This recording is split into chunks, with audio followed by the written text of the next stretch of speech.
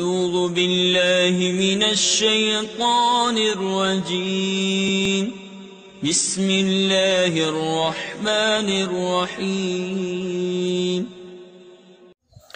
الحمد لله رب العالمين والصلاة والسلام على سيد الأنبياء والمرسلين أما بعد فأعوذ بالله من الشيطان الرجيم بسم الله الرحمن الرحيم۔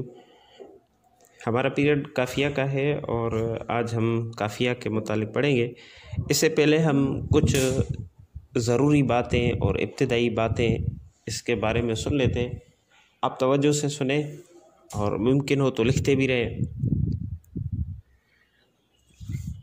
ہم آج اس کے بارے میں پڑھیں گے کہ یہ علم نحو کب شروع ہوا، کیسے شروع ہوا، اس کی تدوین کب ہوئی۔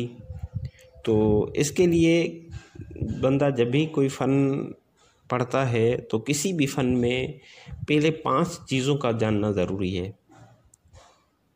وہ 5 چیزیں کون سی ہیں؟ سب سے پہلے اس علم کی تعریف سیکھے، پھر اس کی غرض و غایت پتہ ہو، پھر موضوع معلوم ہو، پھر اس فن کی جو تدوین ہے اور تاریخی حیثیت کیا ہے وہ سیکھے، اور پھر اس کتاب کے جو مصنف ہیں اس کے حالات وغیرہ پڑھے تاکہ اس کتاب کا سمجھنا اور آسان ہو جائے۔ تعریف اس لیے ضروری ہے تاکہ طلب مجہول لازم نہ آئے۔ بندہ اس علم کی تعریف پڑھے تاکہ پتہ چلے کہ جو میں سیکھ رہا ہوں وہ کیا چیز سیکھ رہا ہوں۔ ایسا نہ ہو کہ بندہ مجہول ہی سیکھتا رہے، پتہ ہی نہیں کیا سیکھ رہا ہوں۔ دوسرا ہے غرض و غایت کا جاننا بھی ضروری ہے تاکہ عبث اور بیکار چیز کی طلب کا الزام وارد نہ ہو، کہ جب بھی بندہ کوئی علم سیکھے تو پتہ ہو کہ اس کی غرض کیا ہے، غایت کیا ہے، بندہ کس مقصد کے لیے سیکھ رہا ہے، اور اگر سیکھ لے گا تو پھر اس کا فائدہ کیا ہوگا۔ اور پھر اس علم کا موضوع جاننا بھی ضروری ہے۔ اس کی وجہ یہ ہے کہ تاکہ موضوع کے ذریعے ایک فن کے مسائل کو دوسرے فن کے مسائل سے ممتاز کیا جا سکے، کہ اس کا موضوع یہ ہے اور اسی کے متعلق ہی بحث کی جائے۔ پھر اس کی تدوین بھی ضروری ہے۔ تدوین کی معرفت بھی اس لیے لازم ہے تاکہ مدون کا علم ہو جائے اور اس فن کی تاریخی حیثیت ذہن میں آ جائے کہ اس کی تاریخی حیثیت کیا ہے۔ اور اس کے بعد صاحب کتاب کے حالات جاننا بھی ضروری ہے، بہت زیادہ اہم ہوتا ہے، تاکہ اس مصنف کی جو وہ تصنیف ہے اس کا مرتبہ اور اندازہ لگایا جا سکے کہ جو متکلم ہے وہ یہ مصنف ہے وہ کس درجے کا ہے، کیونکہ متکلم جس درجے کا ہوتا ہے اس کا کلام بھی اسی درجے کی حیثیت رکھتا ہے۔ اگر وہ متکلم سکہ ہے، مضبوط ہے، تو اس کا کلام بھی، اس کی تصنیف وغیرہ بھی اتنی مضبوط ہوتی ہے۔ جیسے اعلیٰ حضرت کی تصانیف ہے، کیونکہ ہم نے پہلے ہی وہ کتاب اگرچہ نہ پڑھی ہو لیکن مصنف کا نام سنتے ہی ہمیں یہ یقین ہو جاتا ہے یہ کتاب مستند اور اعلیٰ درجے کی ہے۔ تو ان اشیاء جو 5 ہم نے بتائی کہ تعریف، غرض و غایت، موضوع اور اس فن کی تدوین، اور پھر اس کے حالات مصنف، یہ ہم پڑھ لیتے ہیں۔ ان اشیاء سب سے پہلے تعریف۔ تو پہلے تو یہ سنیں کہ تعریف کہتے کس کو ہے۔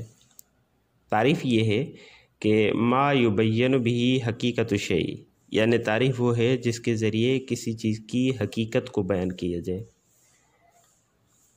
تو علم نحو کی تعریف یہ ہے کہ اسے قواعد کا علم جن کے ذریعے اسم، فعل اور حرف کے آخر کے احوال اور ان کو آپس میں ملانے کا طریقہ معلوم ہو۔ پھر غرض و غایت۔ تو غرض و غایت کس کو کہتے ہیں؟ ما یصدر الفعل عن الفاعل لاجلہ، غرض وہ ارادہ ہے جس کی وجہ سے فاعل سے فعل کا صدور ہوتا ہے، جس کی وجہ سے فاعل سے فعل کا صدور ہوتا ہے۔ اور غایت یہ تو غرض ہے، اور غایت وہ نتیجہ ہے جو اس غرض پر مرتب ہو۔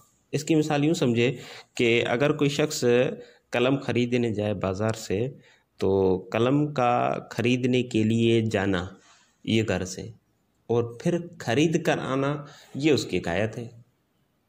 علم نحو کی غرض و غایت کیا ہے؟ قرآن و سنت کا سمجھنا اور عربی زبان میں لفظی غلطی سے بچنا، یہ ہے علم نحو کی غرض و غایت۔ موضوع، اس کے بعد تیسری چیز ہوتی ہے موضوع۔ تو موضوع کہتے ہیں موضوع ما یبحث فیہ عن العوارض ذاتیتی، یعنی موضوع وہ شے کہلاتا ہے جس شے کے عوارض ذاتیہ سے اس فن میں بحث کی جاتی ہو، اور علم نحو کا موضوع کلمہ اور کلام ہے۔ اور چوتھی چیز ہے علم نحو کی تدوین اور اس کی تاریخی حیثیت کیا ہے۔ تو یہ توجہ سے سن لیں کہ بعض مورخین کا خیال ہے کہ اس فن کا موجد سیدنا فاروق اعظم رضی اللہ تعالی عنہ ہے۔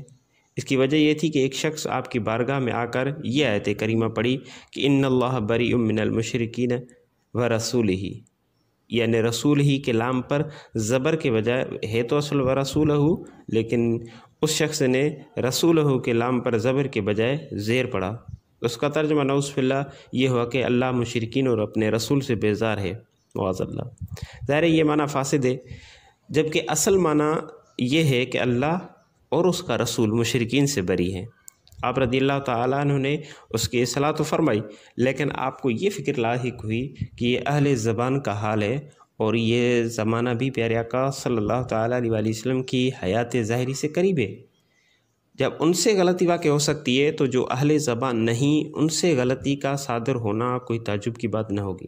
اس لیے آپ رضی اللہ تعالیٰ عنہ نے ایک مختصر علم کا خاکہ تیار فرمایا اور چند اصول وضع کیے۔ ان میں سے ایک اصول یہ تھا کہ الکلمۃ ثلاث اسم و فعل و حرف، اور دوسرا قاعدہ یہ بیان کیا کہ کل فاعل مرفوع، تیسرا یہ قاعدہ تھا کل مفعول منصوب، اور چوتھا یہ تھا کل مضاف مجرور۔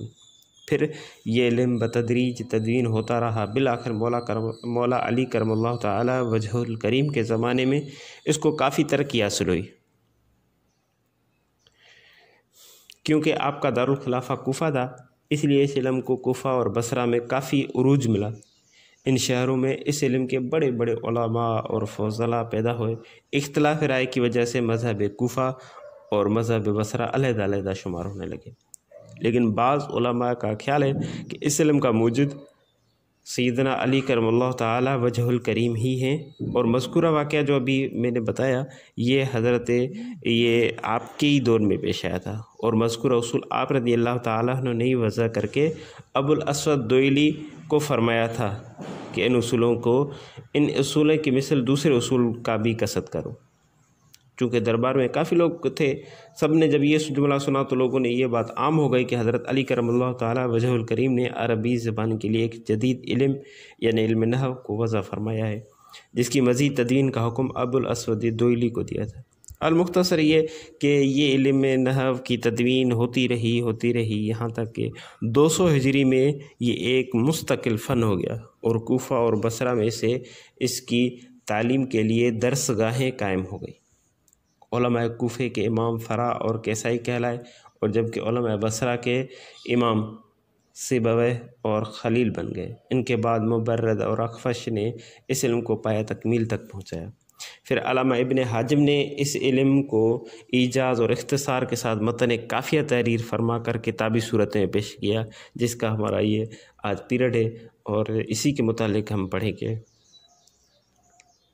اور اسی کافیہ کی مقبولیت کا عالم یہ ہوا کہ اس کی کافی شروحات لکھی گئی، اور یہ سلسلہ جاری و ساری ہے، اور ان شروحات سے ایک شرح جو ابھی بھی درس نظام میں ہمارے اگلے درجے میں یعنی درجہ رابعہ میں پڑھائی جاتی ہے، تو ایک شرح جو ہمارے اگلے درجے یعنی درجہ رابعہ میں پڑھائی جاتی ہے، جس کا نام ہے الفوائد الضیائیہ اور شرح جامی کے نام سے مشہور ہے، اور یہ وہ واحد کتاب ہے جو نصاب میں شامل ہے۔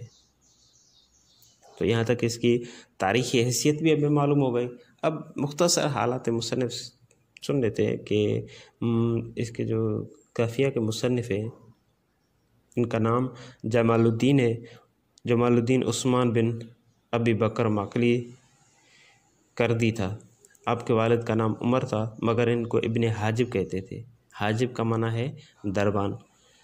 آپ علیہ رحمہ کی ولادت 570 ہجری میں مصر کے مضافات میں آپ علیہ رحمہ کی وفات 570 ہجری میں مصر کے مضافات میں ہوئی۔ وفات 646 ہجری اسکندریہ مصر میں ہوئی، اور مزار مبارک باب البحر میں ہے۔ باقی کل ہم باقاعدگی کے ساتھ کتاب پڑھیں گے اور اس میں جو اعتراضات وغیرہ ہیں بسم اللہ الرحمن الرحیم وغیرہ کے متعلق پڑھیں گے کل سے انشاءاللہ عز و جل۔